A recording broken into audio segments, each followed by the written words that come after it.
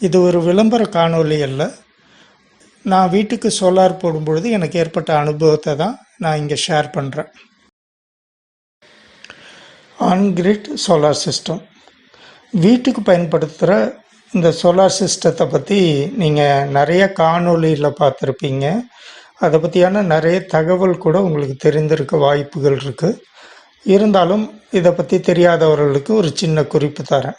இந்த நம்ம ரெகுலராக யூஸ் பண்ணுற மீட்டர் நம்ம வீட்டில் இபியிலேருந்து வர கரண்ட்டை எவ்வளோ பயன்படுத்துகிறோமோ அதை ரீடிங்காக வச்சுருக்கோம். 2 மாதத்துக்கு ஒரு தடவை அதை ரீடிங்கை எடுத்துகிட்டு போயிடுவாங்க. அதுபடி தான் நமக்கு பில்லு வரும். ஆனால் இங்கே சோலார் மீட்டர்ன்றது என்னென்னா, நம்ம இபியிலேருந்து வர கரண்ட்டை இந்த சோலார் மீட்டருக்கு வரும். அது நம்ம வீட்டில் எவ்வளோ பயன்படுத்துகிறோமோ அந்த யூனிட்டை அது கணக்கு வச்சுருக்கோம். அது மட்டும் இல்லாமல் நம்ம வீட்டிலேருந்து உற்பத்தி ஆகிற சோலார் கரண்ட்டை இந்த இபி மீட்டர் வழியாக நம்ம இபிக்கு அனுப்பிடுவோம். அது எத்தனை யூனிட் நம்ம உற்பத்தி செஞ்சு அனுப்பியிருக்கோமோ அதை இந்த மீட்டர் கணக்கு வச்சுருக்கோம். நம்ம எவ்வளோ செலவு பண்ணோன்றதையும் கணக்கு வச்சுருக்கோம். நம்ம எவ்வளோ உற்பத்தி செஞ்சு நம்ம இபிக்கு கொடுத்தோன்றதையும் இதில் கணக்காக வச்சுருக்கோம். உதாரணத்துக்கு நம்ம ஒரு 500 யூனிட்டு யூஸ் பண்ணியிருக்கோம். இபியிலேருந்து வாங்கி 500 யூனிட்டு நம்ம வீட்டில் பயன்படுத்தியிருக்கோம். ஆனால் நம்ம இபிக்கு ஒரு 500 யூனிட்டு நம்ம வீட்டில் இருக்க சோலார் உற்பத்தி செஞ்சுருக்குன்னு வச்சுங்க. நம்ம செலவு பண்ணது இபியிலேருந்து வாங்கி செலவு பண்ணது 500 யூனிட்டு. நம்ம வீட்டில் உற்பத்தி செஞ்சு இபிக்கு கொடுத்த யூனிட்டு 500 யூனிட். இதை ரெண்டையுமே மீட்டரில் கணக்கு எடுக்கும் பொழுது 500 யூனிட் நம்ம செலவும் உற்பத்தியும் காட்டி ரெண்டையும் கழித்து நமக்கு 0 யூனிட்டு தான் வரும். ஆனால் பில்லில் நமக்கு சின்ன டேக்ஸு ஏதாவது வருமே தவிர யூனிட்டுக்கான எந்த சார்ஜும் நமக்கு வராது. இந்த 2 மாத காலத்தில் எடுக்கும்போது இந்த யூனிட்டு இது. ஒருவேளை நம்ம செலவு பண்ணதில் 600 யூனிட் நம்ம வீட்டில் செலவு பண்ணியிருக்கோம். 600 யூனிட்டு செலவு பண்ணியிருக்கோம் இபியிலேருந்து எடுத்து. நம்ம வீட்டில் இருந்து உற்பத்தி செஞ்சு இபிக்கு கொடுத்த கரண்ட்டு, அதாவது சோலார் மூலமாக கொடுத்த கரண்ட்டு 500 யூனிட் அப்படின்னா நமக்கு -100 யூனிட். அதாவது உற்பத்தி செஞ்சது 500 யூனிட் தான், ஆனால் செலவு பண்ணது 600 யூனிட். அப்போ 100 யூனிட்டு நம்மளுக்கு இபிக்கு நம்ம அப்போ இருக்கிற டேரிஃப் படி நம்ம பணம் கட்டணும். 100 யூனிட்டுக்கான டேரிஃபை என்னவோ அதை நம்ம பணமாக கட்ட வேண்டியது இருக்கும். ஒருவேளை நம்ம 500 யூனிட் நம்ம செலவு பண்ணியிருக்கோம், அதாவது வீட்டில் யூஸ் பண்ணியிருக்கோம். உற்பத்தி செஞ்சது 600 யூனிட். அப்போ 600 யூனிட்னா நம்ம எக்ஸஸாக 100 யூனிட் நம்ம தயாரித்து இபிக்கு அட்வான்ஸாக கொடுத்துருக்கோம். இப்போ இந்த 100 யூனிட் நம்ம அக்கௌண்ட்டில் அட்வான்ஸ்டாக இருக்கும். அடுத்த ரீடிங் வரும்பொழுது இந்த 100 யூனிட்டை நமக்கு கழித்து கொடுத்துருவாங்க. நமக்கு இந்த 100 யூனிட்டுக்கான பணமாக தர மாட்டாங்க. நம்ம அந்த 100 யூனிட்டை நம்ம கழிச்சிக்கலாம் வரப்போகிற இதில். ஒருவேளை 500 யூனிட்டு தான் யூஸ் பண்ணியிருக்கீங்க, உற்பத்தி செஞ்சது 400 யூனிட்டுன்னு வச்சிங்களேன். நம்ம இந்த ப்ளஸ் இந்த 100 யூனிட்டையும் சேர்த்தோம்னா 500க்கு 500 0 ஆகிடும். இல்லை ஒரு வேளை அடுத்த இதுலேயும் நீங்கள் 100 யூனிட் எக்ஸஸாக நீங்கள் ப்ரொடியூஸ் பண்ணி கொடுத்துருக்கீங்கன்னா இப்படியே சேர்ந்துக்கிட்டு வர யூனிட் எல்லாமே 1 இயருக்குள்ளே நீங்கள் யூஸ் பண்ணிக்கணும். அதாவது மார்ச் டு மார்ச். பொதுவாக பார்த்தீங்கன்னா 12 மாதத்தில் ஒரு 4 மாதம் மழைக்காலம். அதில் மேகத்தின் காரணமாகவும் பனிமூட்டத்தின் காரணமாகவும் உங்களுக்கு சூரிய ஒளி சோலாருக்கு குறைவாக கிடைக்கிறதுனால அதனுடைய உற்பத்தி ஒரு 20லேருந்து 30% குறையும். இது எங்கே நமக்கு சரி செய்யப்படும்னா, ஒரு 8 மாதம் நமக்கு நல்ல சூரிய ஒளி கிடைக்கும் பொழுது, நம்ம தேவைக்கு அதிகமான உற்பத்தி ஆகும் பொழுது அது வந்து நம்ம அட்வான்ஸ்டாக நம்ம பேங்க்கில் போடுற மாதிரி அந்த யூனிட்டை நம்ம இபியில் டெபாசிட் ஆகி இருக்கும். அது இந்த இடத்துல நமக்கு பயன்படும். பொதுவாக ஒரு வருடத்தில் உங்கள் சோலார் எவ்வளோ உற்பத்தி பண்ணுது, எவ்வளோ நீங்கள் செலவு பண்ணுறீங்க, இதை பொறுத்து தான் உங்களுடைய பில்லு அமையும். இதை வந்து உங்களுக்கு என்னை காட்டிலும் வந்து ரிக்கி ட்ரேடர் வந்து உங்களுக்கு ப்ராப்பராக உங்களுக்கு அட்வைஸ் கொடுப்பாங்க. உங்கள் தேவை எவ்வளோ இருக்கும், உற்பத்தி எவ்வளோ பண்ணணும், ஒரு வருடம் முழுவதும் உங்களுக்கு 0 பில் இபியிலேருந்து வரணும்னா உங்களுக்கு எத்தனை கிலோவாட் போடணும் அப்படின்றத அவங்க வந்து ப்ராப்பராக அட்வைஸ் பண்ணுவாங்க. வீட்டுக்கு சோலார் போடணும் அப்படின்னு முடிவு பண்ணிட்ட பிறகு எந்த பிராண்டை போடுறது, எப்படி மானியம் வாங்கிறது, அது சரியாக ஒர்க் ஆகுமா, இப்படின்னு பல கவலை நம்மள்கிட்ட இருக்கும். எனக்கு எல்லாமே முதல்ல தோணுது என்னென்னா, பிராண்டை காட்டிலும் சர்வீஸ் நமக்கு யார் ப்ராப்பராக கொடுப்பாங்க. ஏன்னா இது வந்து ஒரு வருஷமோ 2 வருஷமோ இருக்கிற விஷயம் இல்லை, ஒரு 20-25 வருஷம் வரையும் நம்ம அதை மெயின்டைன் பண்ணோம். அப்போ இந்த சர்வீஸை யார் ப்ராப்பராக நமக்கு வந்து கொடுக்கறதுக்கு இருக்காங்க அப்படின்றத தான் சூஸ் பண்ணணும் அப்படின்ற முறையில் தான் நான் யோசித்தேன். அப்படி யோசிக்கும் பொழுது எனக்கு வந்து ரிக்கி ட்ரேடர் வந்து 15 வருஷமாக எனக்கு தெரியும். எப்படின்னா அவர் வந்து எனக்கு முதல்ல வந்து 15 வருஷத்துக்கு முன்னாடி ஒரு ஆர்ஓ வீட்டுக்கு ஒன்று போட்டு கொடுத்தாரு. சின்ன வாட்டர் பியூரிஃபையர் தான். அதில் அவர் சர்வீஸ் வந்து எனக்கு ரொம்ப பிடிச்சிருந்தது. எப்படின்னா நம்ம வந்து ஃபோன் பண்ணோம்னா வித்தின் 4 ஹவரில் அவங்களோட பர்சன் வந்து அந்த ஃபில்டரையோ எதை க்ளீன் பண்ணுமோ அதை க்ளீன் பண்ணி மாற்றி கொடுத்துருவாங்க. சார்ஜஸும் பார்த்திங்கன்னா ரொம்ப நாமினலாக இருக்கும்.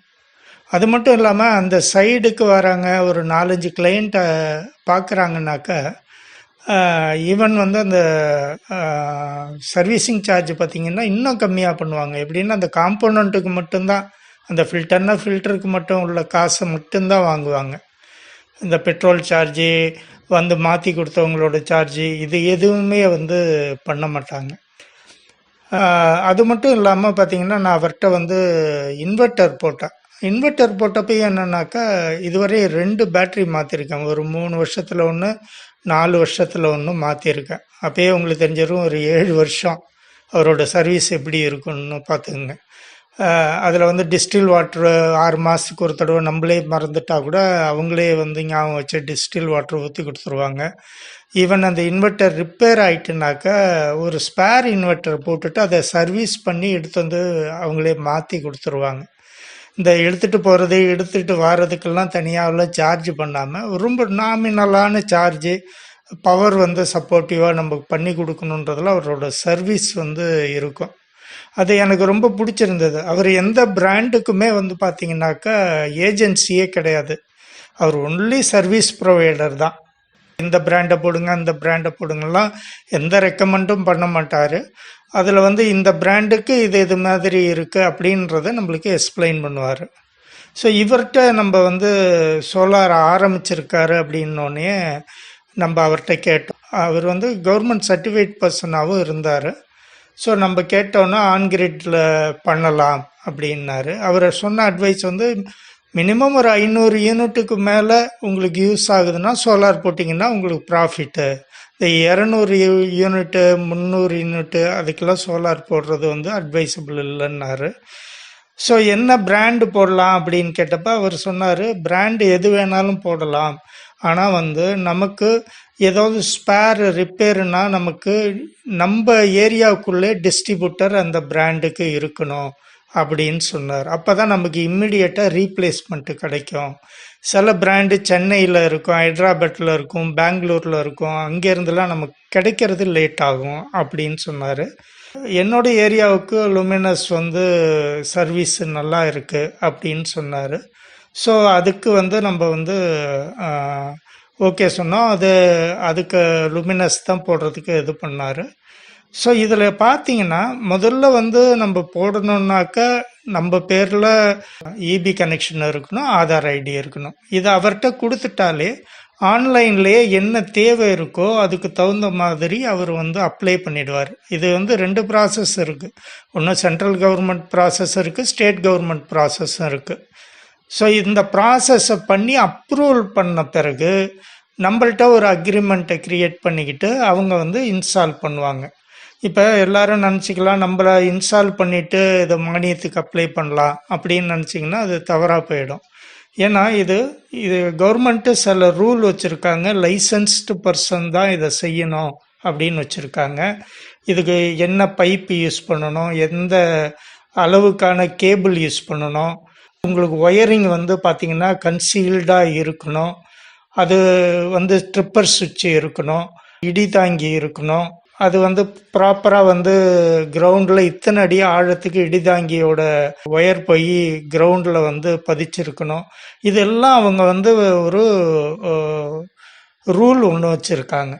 அந்த ரூல் படி அவங்க செஞ்சு அதெல்லாம் கம்ப்ளீட் பண்ண பிறகு நம்ம இபியிலேருந்து உங்களுக்கு ஏஇ வந்து இதெல்லாம் செக் பண்ணுவார். செக் பண்ணி பார்த்துட்டு இதெல்லாமே அந்த ரூல் படி கரெக்டாக இருக்குன்னா தான் அப்ரூவல் கொடுப்பார். அப்ரூவல் கொடுத்த பிறகு தான் மானியம் வந்து சேங்ஷனே ஆகும். அதுவரையும் நம்மளுக்கு மானியம் சேங்ஷனே ஆகாது. இந்த அப்ரூவல் வாங்கிறது வந்து கரெக்டான சர்டிஃபைட் பர்சன் பண்ணால் மட்டும்தான் அது கிடைக்கும். என்னுடைய செலெக்ஷன் என்னென்னா, பிராண்டை காட்டிலும் எனக்கு சர்வீஸ், நமக்கு நம்ம கூட்ட நேரம் கரெக்டாக வந்து பண்ணணும் அப்படின்ற பர்சன் யார், இதை தான் நான் சூஸ் பண்ணணும்னு முடிவு பண்ணேன். நீங்களும் அதுமாரி போடுறதா இருந்தால் பிராண்டை பற்றி நீங்கள் மனசில் வச்சுக்காம உங்களுக்கு ப்ராப்பராக யார் சர்வீஸ் பண்ணுவாங்க அப்படின்றத நீங்கள் டிசைட் பண்ணணும். அது மட்டும் இல்லாமல் இந்த புயலில் என்ன ஆகும், இந்த பேனல்லாம் புயலில் அடிச்சுக்கிட்டு போயிட்டுனா என்ன செய்கிறதுலாம் அவர்கிட்ட நான் கேட்ட பொழுது அதுக்கு தகுந்த மாதிரி தான் நம்ம ஸ்க்ரூஸ் வந்து கொடுத்துருக்காங்க. புயல் வரப்போகுதுன்ற செய்தி எதுவும் இருந்ததுன்னா நம்மளே அந்த ஸ்க்ரூவை வந்து கட்டிட்டு இந்த பேனலை எடுத்துகிட்டு போய் நம்ம வீட்டுக்குள்ளே வச்சுக்கலாம். அப்படி இல்லைன்னா ஒரு 2-3 நாளைக்கு முன்னாடியே அவங்கள்ட்ட சொல்லிட்டா அவங்க டெக்னீஷியன் வந்து அதை பிரித்து டிஸ்மேண்டில் பண்ணி நம்ம வீட்டில் பண்ணி கொடுத்துருவாங்க. புயல் முடிந்தோடனே மாட்டிக்கலாம். ஸோ அது மாதிரியாக யூசர் ஃப்ரெண்ட்லியாக தான் வந்து அந்த பேனலை கட்டுற மாதிரி வச்சுருக்காங்க. ஸோ மிச்சபடி வந்து இந்த பேனலோட டைரக்ஷனை எப்படி இருக்கணும் இது எல்லாத்தையுமே அவங்க கிளியராக எந்த அளவுக்கு சன்லைட் வந்து ரிசீவ் பண்ணணும் அப்படின்ற ஆங்கிள் முதற்கொண்டு நம்ம வீட்டுக்கு தகுந்த மாதிரி அதை ஃபிக்ஸ் பண்ணி அதை செஞ்சுருவாங்க. அது செஞ்சு கம்ப்ளீட் பண்ணிவிட்டு அதுக்கப்புறம் நம்மளோட ஒரு அக்ரிமெண்ட்டும் அவங்க வந்து பண்ணிக்கிறாங்க. சர்வீஸ் வந்து நமக்கு கண்டினியூஸாக கொடுப்போன்னு ஒரு பாண்ட் பேப்பர்லேயும் ஒரு அக்ரிமெண்ட்டை வந்து அவங்க பண்ணிடுறாங்க. இதெல்லாம் கிளியராக பண்ணிட்ட பிறகு இந்த அப்ரூவலுக்கு உள்ளதுக்கான ப்ராசஸ் எல்லாம் முடிஞ்சிடும். அப்புறம் இபியிலேருந்து நமக்கு மீட்டர் வந்தோடனே ஏஇ வருவாங்க. ஏஇ வந்துட்டு இந்த மீட்டர்லாம் வந்து பழைய மீட்டரை ரிமூவ் பண்ணிவிட்டு அது வரையும் உள்ள ரீடிங்கை எடுத்துக்கிட்டு புது மீட்டரை வந்து ஃபிக்ஸ் பண்ணுவாங்க. சோலார் மீட்டர் சொன்னபடி வந்து என்னென்னா சோலாரையும் எவ்வளோ ப்ரொடியூஸ் பண்ணியிருக்குன்னு கணக்கெடணும், நம்ம இபியிலேருந்து எவ்வளோ நம்ம வந்து செலவு பண்ணியிருக்குன்றதையும் கணக்கிடுறதுக்கான மீட்டர் தான் இந்த சோலார் மீட்டரு. இது ரெகுலராக வந்து 2 மாதத்துக்கு ஒரு தடவை வந்து ரீடிங் எடுக்கிறவங்க வந்து உங்களுக்கு வந்து இந்த மீட்டரில் வந்து எவ்வளோ உற்பத்தி ஆனதையும் ரீடிங் காட்டும், எவ்வளவு செலவு பண்ணியிருக்கிறது ரீடிங் காட்டும். அதை ரெண்டையும் எடுத்துகிட்டு போயிடுவாங்க. உங்கள் பில்லில் ரெகுலராக பில்லில் வரும்போது ரெண்டுலேயும் உங்களுக்கு மைனஸ் பண்ணி என்னன்றது வந்துடும். ஸோ உங்களுக்கு சோலார் போடணுன்னா பெஸ்ட்டு சர்வீஸ் பண்ணுறவங்க யாருன்றதை முதல்ல டிசைட் பண்ணுங்கள். அதுக்கப்புறம் நீங்கள் வந்து பிராண்டை டிசைட் பண்ணுங்கள். இதுதான் எனக்கு தெரிஞ்ச வரையும் கரெக்டாக இருக்குன்றது தோணுது. உங்களுக்கு ரிக்கி ட்ரேடர்கிட்ட நீங்கள் போடணும் அப்படின்னு விருப்பப்பட்டீங்கன்னா தொடர்பு கொண்டு கேட்டால் அவர் வந்து கிளியராக உங்களுக்கு என்ன தேவைப்படும், எதெல்லாம் செஞ்சால் கரெக்டாக இருக்கும் அப்படின்றத வந்து அவர் வந்து உங்களுக்கு ஃபிக்ஸ் பண்ணி கொடுப்பாரு. அதுபடி வந்து அவரே ஆன்லைனில் வந்து உங்களுக்கு எல்லாமே சேங்ஷன் அப் டு உங்களுக்கு மானியம் வர வரையான அப்ளை பண்ணுறது வரையும் அவரே பண்ணி உங்களுக்கு A to Z பண்ணி கொடுத்துருவார். ஒன்லி நீங்கள் வந்து உங்களுடைய ஆதாரும் இபி ரெசிப்டையும் நீங்கள் கொடுக்கணும். அவரோட பேமெண்ட் அது என்ன அந்த பேனலுக்கு வருதோ அந்த பேமெண்ட்டை அவங்களுக்கு வந்து கொடுக்குற மாதிரி இருக்கும். மானியம் உங்களுக்கு அக்கௌண்ட்டுக்கு வந்துடும். அதனால் நீங்கள் ஒரு சர்வீஸ் ஓரியன்டாக நீங்கள் வந்து சூஸ் பண்ணுங்கள் யார் நல்லா சர்வீஸ் பண்ணுவாங்கன்னு. ரிக்கி ட்ரேடர்ஸ்டையும் பேசுங்க. ஏன்னா எனக்கு அவர் 15 வருஷமாக நல்ல சர்வீஸ் பண்ணுறாரு. இந்த ஏரியாவிலையும் எனக்கு தெரிஞ்ச வரையும் அவரை பற்றியான எந்த ஒரு நெகட்டிவான ஒரு இதுவும் கிடையாது. அதனால தான் இத்தனை வருஷம் அந்த ஃபீல்டில் இருக்கார். அவர் சர்வீஸ் மட்டும்தான், ட்ரேடர்னு போட்டிருப்பாரே தவிர அவர் வந்து பெரிய ட்ரேடிங் பிஸ்னஸ்ஸு ஏஜென்சி எடுத்து பண்ணுறவர் இல்லை. சர்வீஸ் தான் அவரோட ஒர்க்கே வந்து டோட்டலாக சர்வீஸ் பண்ணுறது தான் அவருடைய ஒர்க்கு. எனக்கு சாட்டிஸ்ஃபைடாக இருக்குது. நீங்களும் அவரை அப்ரோச் பண்ணி பேசுங்க. கண்டிப்பாக உங்களுக்கும் நல்ல ஒரு சாட்டிஸ்ஃபைடான பர்சனாக தான் இருப்பார். ட்ரை பண்ணுங்கள். 1க்கு 2 தடவை யோசித்து பண்ணுங்கள். நமக்கு சர்வீஸ் யார் கொடுப்பா, இது லாங் டேர்மு. ஏன்னா நிறைய சர்வீஸ் ப்ரொவைடர் நம்மளுக்கு 1 மாதம் 2 மாதத்துக்கு கழித்து பார்த்திங்கன்னா ஃபோனு ரிங்கு போகும், இல்லை வந்து சுவிட்ச் ஆஃப், இந்த ஃபோனே வந்து நாட் இன் யூஸ்ன்னு வரும். ஒரு 2 வருஷம் அந்த கடையை திறந்து வச்சுருக்காங்க, அப்புறம் மூடிடுறாங்க. ஸோ நம்ம பார்த்திங்கனாக்கா நம்மளால் போய் யார்ட்டையும் கிளைம் பண்ண முடிய மாட்டுது. நிறையா பேர் வந்து பார்த்திங்கன்னா போடும்போது காட்டுற இன்ட்ரெஸ்ட் வந்து நம்மளுக்கு சர்வீஸ் கொடுக்கும்போது இருக்க மாட்டேன்றாங்க. அதுதான் இப்போ நம்ம மெயினாக யோசிக்க வேண்டியதாக இருக்குது. அதனால் நீங்கள் சர்வீஸ் தான் மெயின் நமக்கு. அது நல்ல பர்சனாக பார்த்து கொடுக்கணும். அதான் என்னுடைய கருத்து. இது என்னுடைய தனிப்பட்ட கருத்து. நான் என்னுடைய 15 வருஷம் எக்ஸ்பீரியன்ஸ்டான கருத்தை தான் நான் உங்கள்கிட்ட சொல்லியிருக்கேன். நீங்கள் உங்களுக்கு எது பொருத்தமாக இருக்குமோ அதை தேர்வு செய்து அமைக்க என்னுடைய வாழ்த்துக்கள்.